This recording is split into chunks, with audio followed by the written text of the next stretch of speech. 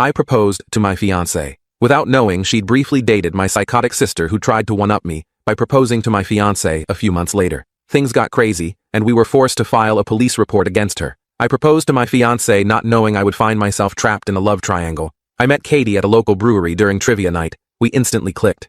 She was gorgeous, witty, and had this incredible energy that I was immediately drawn to. The way she laughed at my terrible jokes, and the sparkle in her eyes when she talked about her passions, made me feel like I'd known her for years. We exchanged numbers and dated for just 5 days before making things official. Fast forward to November when I finally mentioned to my family that I was seeing someone serious. I'm typically pretty private about my relationships until I can actually see them going somewhere, so my family hadn't heard much about Katie until then, or so I thought. During dinner, my parents asked to see a photo of her, and my phone got passed around the table. When my sister Pepper saw Katie's picture, she completely lost it. Her face went completely red, and she started thumping her fists against the table like a toddler who doesn't want to eat her broccoli. "No, no, no, you're the worst brother ever!" Pepper shouted, and just before I could phone the local psychiatric ward, I found out why. Apparently Katie had somehow dated Pepper. She immediately demanded that I break up with her. I obviously refused, and sat back as the entire dinner was practically ruined. And of course I felt pretty awful, but there was no way I was going to let it show. So I waited until everyone had retreated to their bedrooms and asked my girlfriend Katie about it. She explained how their relationship ended and that Pepper had been the one to break things off. I decided to look past it, because they only went out for 4 to 5 weeks, and I was convinced that Katie would be the mother of my children. So a few months later on Katie's birthday, I organized a special dinner with both our families and her closest friends, because I thought it had blown over. The restaurant was her favorite, this cozy Italian place with twinkling lights and the best tiramisu in town. It was the perfect place to pop the big question. And when I saw my time come, my heart raced. I still remember how I felt when I bent down on one knee and asked the most beautiful girl in the world to marry me. But it didn't go as planned, because just before Katie could say anything, my sister dumped her wine glass all over her. I was so shocked I couldn't even move, and Pepper just stormed out. But instead of getting mad, me and Katie just laughed, and she still said yes. After that, life felt like a Disney movie. It really felt like nothing could make me sad ever again. So when Pepper broke her 8 weeks of silence to invite us to a big family dinner at her apartment, we accepted, thinking perhaps she was finally ready to be civil. The dinner was pleasant enough, nothing fancy, just casual conversation over pasta. After dinner, we moved to the living room to continue chatting. About half an hour into normal conversation, Pepper suddenly stood up and announced she had something important to share. She launched into this long, dramatic speech about being grateful to have family around for her special moment. Pepper plastered this sort of plastic smile on her face, and she straight up looked like Momo Girl. Then she got down on one knee, pulled out this ring that looked like it was from AliExpress, and asked Katie to marry her. The room went dead silent. Katie looked horrified, her face drained of color as she demanded Pepper get up and put the ring away. I tried to keep my cool, but then Pepper started acting like a psychiatric escapee. No one had said anything, and she jumped up and said, "It's okay, baby girl. You don't need to say yes. I can see it in your eyes." She then proceeded to sit on Katie's lap and used her strength to hold her down while she tried to, well, you know. I saw tears start to form in Katie's eyes, and I couldn't help myself. I lunged forward and socked Pepper. I was seeing red. Through my rage, I heard her saying something about wanting to expose Katie, claiming she wasn't really into me and was just trying to get revenge on Pepper for dumping her. Before things escalated further, my parents rushed me out and promised they'd talk to Pepper. It's been several days, and I'm still furious. My hand is bruised from the punch, and I can't stop replaying the scene in my head. Edit. First, thank you all for reading and responding. I've been going through the comments since last night, and you've all made valid points. I appreciate the support and the reality checks. Both were needed. There isn't much to update since I've only spoken to Katie and Alan since the dinner fiasco. Katie's been incredibly understanding, but I can tell she's shaken by what happened. We've spent the last few evenings just talking things through, trying to make sense of it all. I want to clarify a few things I noticed in the comments. 1. Yes, Katie and I got engaged relatively quickly. We both knew early on this was the real deal. We're similar in many ways. We both know what we want and don't see the point in waiting once we're sure.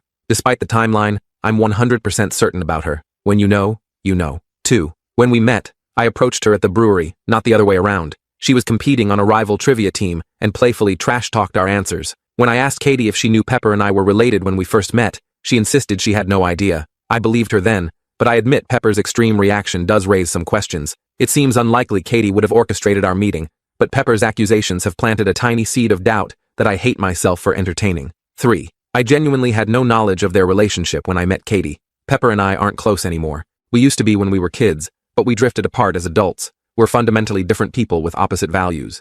Before moving back, we barely communicated except on birthdays and major holidays. Katie knew I had family, but not much else until I decided to introduce them. When she and Pepper reconnected at Thanksgiving, neither seemed to have lingering feelings. Katie wasn't overly friendly or awkward. just normal. If anything, I'd say Pepper seemed more affected than Katie.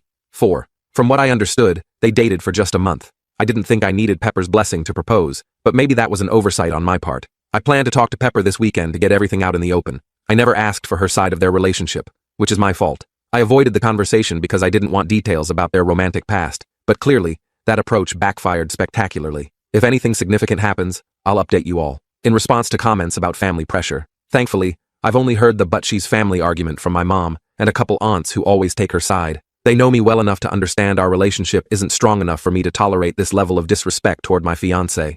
My dad has been surprisingly supportive, calling me privately to apologize for not shutting down the proposal attempt sooner. About Katie potentially going back to Pepper. I'm not worried about that at all. She can't stand Pepper either, especially now. When we got home after the dinner incident, Katie described Pepper's behavior as pathological and seemed more concerned about my family dynamics than anything else. Update 1. Thank you all for your support and advice. It's been a busy weekend, so I haven't responded to many comments, but I appreciate all perspectives, even the critical ones. They've helped me navigate this bizarre situation. I called Pepper and asked to meet at my place to talk things through. I mentioned I'd prefer having Katie present, but would understand if Pepper wanted to talk one-on-one. She agreed to meet with both of us and showed up around noon today. She looked exhausted, with dark circles under her eyes, but had still taken time to dress impeccably, always concerned with appearances. After an awkward silence where we all just stared at our coffee mugs, I started the conversation by apologizing for hitting her and for not warning her about my proposal to Katie. Violence is never the answer, and despite my anger, I shouldn't have reacted that way.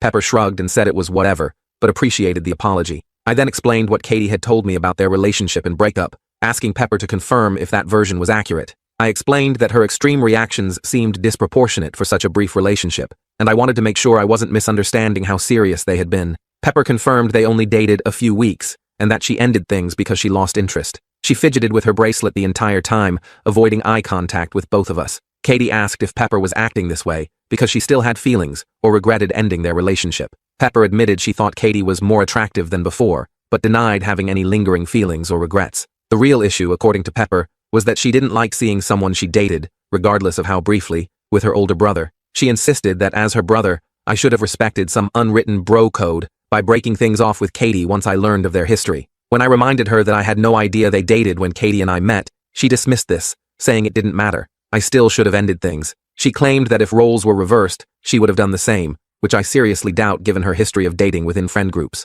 When I asked why she proposed to Katie if she didn't have feelings for her, Pepper revealed that one of her friends who knew about their relationship had planted the idea in her head. This friend suggested that Katie might have known all along that Pepper and I were related and was dating me to get revenge for the breakup. According to this friend, Katie had been hung up on Pepper after their breakup. They thought proposing would be a good test to see if Katie would dump me for Pepper, proving their theory. Katie asked why Pepper thought she was hung up on her. Pepper claimed Katie had been asking about her after the breakup and continued frequenting their old hangout spots, then, coincidentally, ended up with her brother. Her tone was accusatory, as though she'd caught Katie in some elaborate scheme. Katie explained she'd only asked about Pepper once after the breakup out of courtesy, and she'd been going to those places with her friends long before dating Pepper. She wasn't going to avoid her favorite spots because of a brief relationship. Katie told Pepper she was offended by the suggestion she would stoop so low as to date me just to get back at her. Her voice trembled slightly with anger as she spoke. Pepper gave a half-hearted apology, but insisted Katie needed to see it from her perspective. When Katie firmly stated she hadn't recognized any family resemblance until seeing us together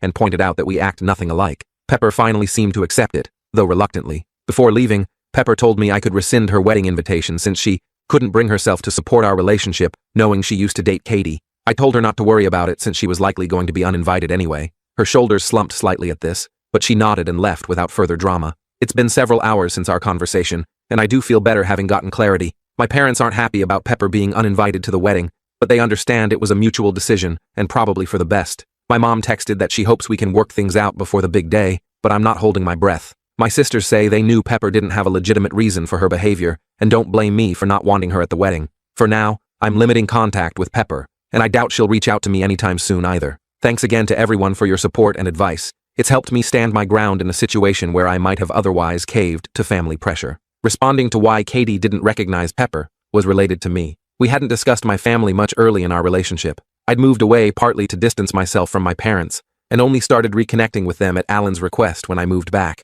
I was upfront with Katie about not being close with my family, and she respected my privacy given the circumstances. Plus, Pepper and I don't share a last name. She uses our mother's maiden name professionally and on social media, something she started in college to stand out. It's not unusual that Katie wouldn't make the connection. Update 2. It's been a couple weeks since my last update, and there have been some developments in the situation with my family. The dust had barely settled from our confrontation when new drama erupted. I've maintained low contact with Pepper since our talk. We haven't called each other, and our only interactions have been during family gatherings. I've been polite but distant, keeping conversations brief and impersonal. Recently, my mom has become increasingly upset about Pepper still being uninvited to my wedding. She's called several times to discuss it, each conversation ending with her saying I'm being unreasonable and holding a grudge. This all came to a head at my youngest sister Vaughn's birthday celebration. The party was at a fancy restaurant downtown, one of those places with exposed brick walls and industrial lighting that somehow still feels warm and intimate. Her boyfriend of about 4 years proposed at the end of the night, and we were all discussing her wedding ideas over champagne and dessert.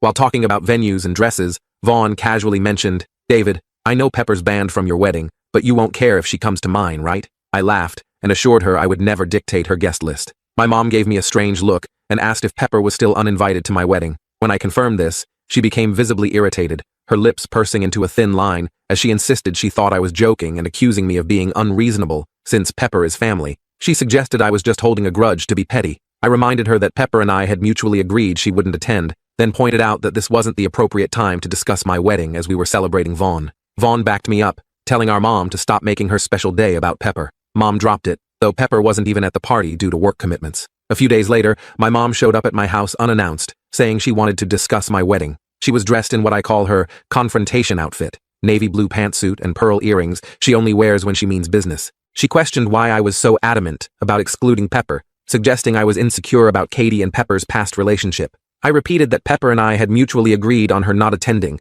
and told her Pepper could approach me directly if she had concerns. We argued in my living room for nearly an hour, our voices gradually rising until we were practically shouting. Finally, my mom declared that if I wouldn't re-invite Pepper, she wouldn't attend either because I was ostracizing her daughter. I shrugged and told her she was free to toss her invitation, if that's how she felt. I wouldn't beg her to attend. When she asked if I would really be okay with her absence, I reminded her it wouldn't be the first time she'd missed one of my important events because of Pepper. She accused me of unfairly bringing up her past mistakes and stormed out, slamming the door hard enough to rattle the windows. Since then, I've been bombarded with messages and calls from my mom and various family members, all insisting I'm in the wrong and urging me to invite Pepper for the sake of peace. The family group chat has become a battleground, with aunts and uncles I barely speak to suddenly having strong opinions about my wedding guest list. Mom has also been messaging Katie, asking her to convince me to change my mind, but Katie hasn't responded. She's shown me the messages. They range from guilt-tripping to attempting to bond over difficult men. Most of my mom's side of the family is now boycotting the wedding in solidarity with her.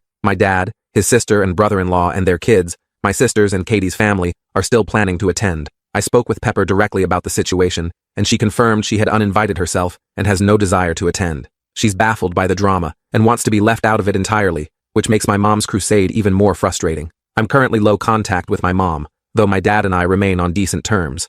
He calls occasionally to check in, careful to avoid mentioning the drama. I'm still deciding whether to offer to re-invite my mom and her relatives if they change their minds about the boycott, but I'm leaning against it. Katie and I have started looking into downsizing our venue since our guest list has significantly decreased. We're trying to find the silver lining. At least now we can upgrade to the premium open bar within our budget. Update 3. My mom is now permanently uninvited from our wedding. About 2 weeks after she decided to boycott, she unexpectedly showed up at our home, saying she wanted to clear the air. Her tone seemed conciliatory at first, so we invited her in for dinner, and Katie even made her a plate of the lasagna we'd been preparing when she arrived. I asked if she was still planning to skip the wedding, and she confirmed that while she wanted to attend, she couldn't get over my decision to exclude Pepper because of a simple mistake. I reminded her that this simple mistake involved Pepper proposing to my fiancé while I sat 3 feet away, but Mom dismissed it as just a joke. She waved her hand dismissively, as if proposing to someone else's fiancé was on par with putting salt in the sugar bowl. Katie asked why Mom wanted to talk if her position on Pepper attending hadn't changed.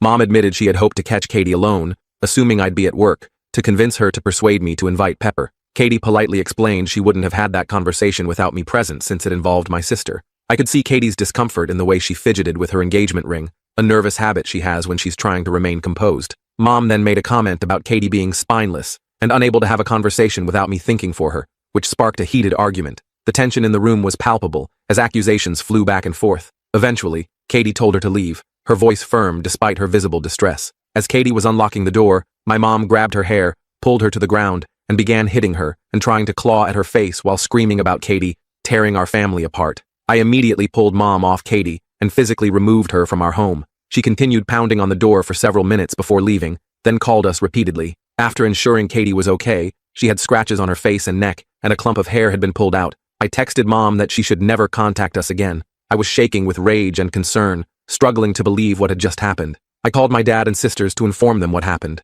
Dad tried making excuses, saying Mom had been stressed about the situation. My sisters weren't surprised, saying they knew she'd snap eventually, since she's always been volatile. They came over to support Katie, bringing ice packs for her bruises and helping her clean up the scratches. I asked Katie if she wanted to press charges, but she declined, saying she only wanted to cut contact permanently. I told her that was obvious, but suggested she should still file a report since she was physically assaulted. She's hesitant to get my mom arrested, feeling guilty about potential consequences despite being the victim. My sisters and I are trying to convince her otherwise, and at minimum, I want documentation in case something happens in the future. The red marks on her face and neck have darkened to bruises, and seeing them fills me with a mixture of guilt and anger each time I look at her. Mom is now blocked on everything until Katie decides otherwise, which I doubt will ever happen. Even looking at her number on my blocked contacts list makes my blood boil. I never imagined my mother would physically attack the woman I love, no matter how heated the argument. Final update. Thank you to everyone who's provided advice and support throughout this nightmare. Katie and I have read your comments together and appreciate all the kindness. Your words have been a source of strength during this incredibly difficult time. Many asked why I reconnected with my family despite our history. Simply put, I'd do anything for my sisters. Chad, 31F, wanted the whole family around for the birth of her first child and to help her adjust to motherhood. She didn't want part-time aunts and uncles who only visited on holidays. She rarely asked for anything growing up, so when she requested I try rebuilding relationships for her sake, I agreed. Part of me also hoped my parents had changed. I don't regret trying. My parents are still terrible, but I met the love of my life through moving back, so I consider it a win. We filed a police report about the assault. Although Katie doesn't want to pursue charges, the officer explained it's not our decision whether the case proceeds, though they'd consider our preferences. We provided photos of Katie's injuries. The scratches on her face had scabbed over, and the bruises had turned a sickly yellow-green by then, and text exchanges with my parents discussing the incident. We were advised to report and record any future incidents. Based on our local law enforcement's track record, I doubt much will happen, but at least there's documentation should we need it in the future. My mom sent approximately 100 angry messages after being contacted by police. Her texts ranged from furious accusations to tearful apologies, and back again, sometimes within minutes of each other. She ambushed me outside my workplace, screaming that I was trying to ruin her life over a small misunderstanding. Her eyes were wild, and she looked like she hadn't slept in days. When I explained that assault has consequences, she demanded I withdraw the report. After explaining it wasn't within my control, she had a meltdown in the parking lot,